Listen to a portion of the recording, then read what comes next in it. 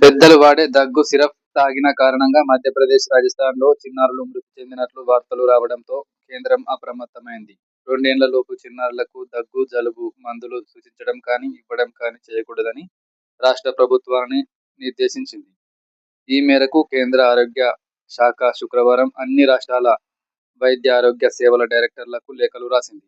చాలా సందర్భాలలో ఎలాంటి మందులు వాడకుండానే దగ్గు సమస్య దానంతట అదే తగ్గిపోతుంది.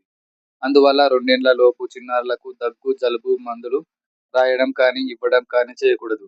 సాధారణంగా ఇలాంటివి 5 ఏండ్ల లోపు చిన్నారులకు సిఫారసు చెయ్యరు.